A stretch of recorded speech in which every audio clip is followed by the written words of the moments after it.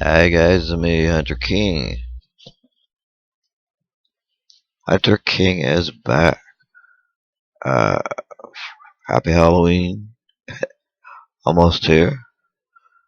Um, yeah, I just had a birthday. I turned 63. Can you believe that? So, I just stopped in to say hi and maybe a short little Halloween story for you guys. It's not scary, but it's sort of Halloween related. So you guys have seen the movie Nightmare on Elm Street. I think everybody has. I don't think I know anybody that hasn't. So I used to live in Los Angeles for about 35 years or so or more, and I did many things there. Met a lot of actors because I worked at the studios, studio lots, and I did some acting, extra work. I started out doing that, and then I got some bit parts here and there. I did a lot, a lot of TV shows, and played Charlie Chaplin in some films, and I worked for HBO playing Charlie Chaplin. So uh, I didn't have a speaking role as Charlie Chaplin, as you know, as Charlie Chaplin, the character of the Little Tramp. He didn't talk, so I did a lot of pantomime. But okay, so I had an agent, and one day the agent called me to do a TV show, which was pretty normal. Like I did the show Moonlighting, I did a few of those, but a new show called Downtown, which is in the mid '80s, I think. I'm not sure. Mid '80s, could have been even early '80s. I think it was 1985.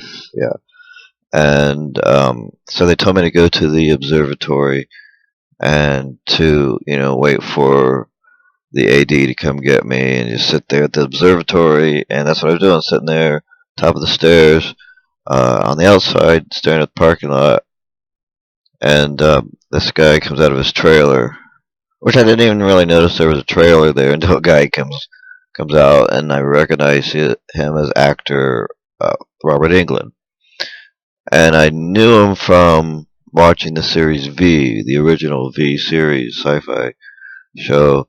I'd only seen a few episodes of that, and I liked him in that, and I knew he'd played Freddy Krueger on in the movie Nightmare on Elm Street because I went to see a lot of movies back then. I wasn't too impressed with Nightmare on Elm Street. I didn't hate it or anything. I just didn't. I wasn't crazy about it. Like some people acted like they really loved it and they were crazy about it. And I can't remember how I knew that he had played Freddy Krueger. I must have looked it up or something because I really liked him on V. So maybe that's how I knew he played Freddy Krueger. But he nobody else was sitting in the area I was sitting in, so I thought it was odd. He just walked up and sat right next to me and really close to me too. And he's like, "So how long you been waiting here?" Kind of thing. And I said about a half hour, but I don't think I should sit next to you. And I was joking with him. And he said, "Oh, really? Why not?" And I told him, "Well, I don't really want to sit next to Freddy Krueger." And I was joking with him about that, of course, and he knew it. And then he started acting like Freddy Krueger. He started sticking his tongue out, making snake kind of gestures at us, and growling and having fun with it. And then he told me, "Well, you're the first person that's ever recognized me." And I did, I kind of understood it because he was in makeup when he was playing Freddy Krueger, and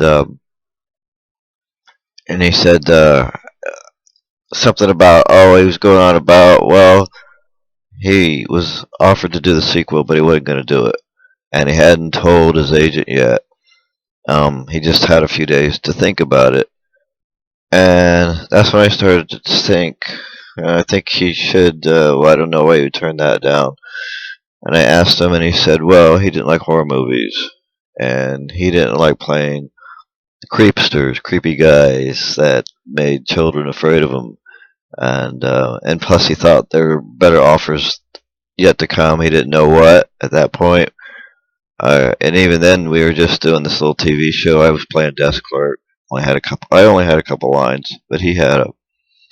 I think he was a PI, played an undercover cop or something like that. And this show called Downtown. But so we got to talk about showbiz. I asked him how he got in the business, blah blah blah, and he told me how he got in, and he still really wasn't there yet where he wanted to be, um, or even knew if he'd ever get to be famous. And that's when I said, well, you will be if you do Nightmare on Elm Street Part Two. I believe you will. I'm not a psychic. I'm not an agent. I'm just an observer. And I told him, well, I thought because the reaction of the people that I had noticed, like teenagers talked about it a lot. I was surprised he hadn't heard any feedback, and he said he just didn't really hear any feedback about it. He didn't know it was that good of a movie. And I told him, yeah, but it'll make you a star. I think it will make you a star. I don't even know why I said that, but he said, I don't know. I really didn't. I really don't want to do those types of movies. But we kept talking, and the more we talked, I told him my uncle was famous. He was in a lot of movies, and he knew who he was when I told him his name was Harry Dean Stanton. And then he said, "Oh, I love Harry Dean. You mean you're related to Harry Dean Stanton?" And then he got excited over that. And then he wanted to touch me, and then he put his hand on my. Well, there's another story. He put his hand on my leg, which I didn't quite like because I was wearing shorts, and he just kept his hand on my knee, and he was talking to me like just about a whole bunch of stuff, weird stuff. He talks a lot, and I kind of thought he was gay, just the way he talked, like the way he carried himself. And it was funny that he played this horror guy that scared the living daylights out of people because he was just really gentle, this gentle kind of flamboyant guy actually. And when he had his hand on my knee, then I'm thinking maybe he's not so gay because he's got his hand on my knee, and I didn't know. I could have told him, move your hand, but yeah, I kind of like the guy. He's kind of cool. And I didn't know if it was anything flirty, but anyway. So meanwhile, back at the ranch, uh, he really liked my uncle so much. He said that he was a mentor of his acting skills, and so he really wanted to listen to me, take me more seriously about this part. So basically, I just told him, I think he should do it because it may make him an icon, may make him famous. And as we were talking there, I noticed these kids were kind of sneaking up behind us, like they were listening, eavesdropping. And I had to look behind us, look up and look behind us, and they were teenagers, and I think there were about five of them. And a girl said, "Oh my God, you're Freddy Krueger. Are you really?" And then the guys were talking, and they're kind of like flaunting all over him, and they said, "We didn't know what you look like." And I looked at him and I said, "See, I told you." I said, "I told you." See, and I think he was getting it then. He was starting to understand what I was saying, and I can't remember much more about what the kids were saying to him, except for the impression was very much so that they liked him and they liked the show and they liked the movie. And so then they left, and then we talked some more. And he said, "I'm gonna really consider doing a sequel." And he said, "Coming from you because you know who your uncle is, and you seem to be making a lot of sense." And then because of what the teenagers coming up to him, and for the first time, he had told me nobody had ever recognized him. So not only did I recognize him, but when the kids flaunted themselves over him, I think he realized that what I was saying may be possibly true. And so we did our scene, and then they said I had to go home, and and then I was waving to him, and they don't call him Robert. His name's Bob, and I wanted him to meet my uncle, so I got him to meet my uncle later on. But to make a long story short, as we know, he did become the famous, notorious Freddy Krueger. So that's my Halloween story for you guys. And I know it did scare you, but it's a true story. And yeah, I kind of used to tell my friends, I literally created a monster. But yeah, he did play it, the first one, and I don't think he was gonna play Freddy Krueger ever again. And from what he from what he said and what he sounded like, but later on he said, he changed his mind. And he told my uncle that too. He said he was grateful that I kind of persuaded him and pushed him a little bit further than he expected to go. But he didn't like the fans being crazed because he felt like he had to seclude himself a little bit after that. But he was grateful for the part, and it did make him famous, and he's still famous for it to this day. So there's my story. Um, so let's go back to my transgender story. Well, uh, I'm 63 now, so that's kind of like creeping me out a little bit. Um, but if you watch my video, I think it's called "Old Trans Man Regret." 60 years old. I think I've had 60. I got 12,000 views on that. I think it's because people think I put the word regret, so I think people might think that I regretted transitioning. And if you really watch the video, uh, I don't think it's a very good video, but I only regretted not doing it sooner.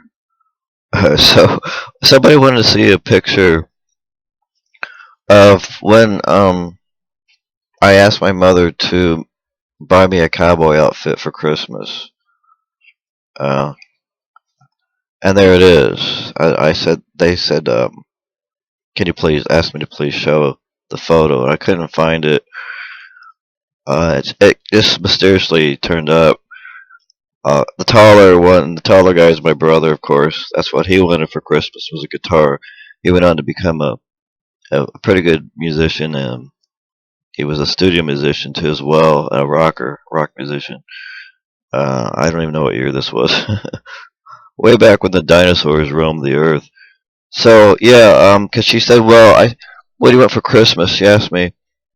I was about four there, and I said I want a cowboy outfit, and she wanted to make sure what she heard was right, and she said, "You mean a cowgirl outfit? Cowgirl outfit?" I said, "No, no, absolutely not." I was more, I was just so practically stomping my feet. No, cowboy outfit, cowboy outfit. And then she said, "Okay, I'll ask Santa. I'll see what happens." And then I got my cowboy outfit, as you can see. A little too big. She said, "Well, it's a little too big on you." And I said, "I don't care. I just want to go play and be a cowboy and shoot my guns." And does that make a person transgender? No, no, no. But that was kind of like the picture reminded me that was the start of it that I could remember. And after that, I have a lot more pictures, but I'm not going to show you from some slides that my dad left to me before he passed away. He was one of these guys that always taking pictures everywhere. Every time you turn around, he's taking a picture of you. But pictures of me in Florida, our Florida vacations, and when we went to the Ohio State Fair, there's a picture of me wearing a little cowboy outfit, riding a pony, a pony ride, and it was because my mom was just trying to respect my wishes and please me, and I thought it was pretty great of her, considering the year it was, the '60s, and she didn't even argue with me or fight with me the way I wanted to dress, even as a little kid. I think one time on Easter she did. She said I had to wear a dress for Easter Sunday. That was about it. because I do have pictures of that, and I don't want to show those. Um, but yeah, and that's not why I became trans. Because my mother pushed me to wear boys' clothes. Please don't write any ignorant comments like that. Because I get a lot of that stuff. No, not for me anyway. That's not what happened. I wasn't forced to do anything like that. Um, just ah, that's just the way I presented myself, even as a child. Uh, Tomboy. I don't know if that's what you want to call it, but um, that's the way I remember it started. Is I saw myself as male, and I knew I was a female, but I didn't want to be female. I want to be a boy. I didn't want to be a girl, and I don't think that's ever ended, as you could tell. So, yeah, thanks for tuning in, and uh, I'll be back for my 3 year maniversary. I think that's cute, maniversary instead of anniversary. Whoever made that up, that's pretty clever. And I'll be back, and stay tuned, and please subscribe. I appreciate you guys subscribing. And I'll be informing you on any new surgeries. Oh yeah, I had my top surgery. I was going to show you my 6 month 6 month. Well, right here, I'm getting a lot of hair right there. I'm getting a lot of more body hair, which is great. It's covering this. Looks like I got shot a hole in the chest. Um, but yeah, it's coming along. It doesn't hurt like it used to. It still hurts sometimes. If I'm laying on my front, it hurts, or leaning over, it can hurt if I'm leaning over for a long period of time, doing something, vacuuming or whatever. But other than that, it's coming along. So I'll see you guys next time. Hunter out. Peace.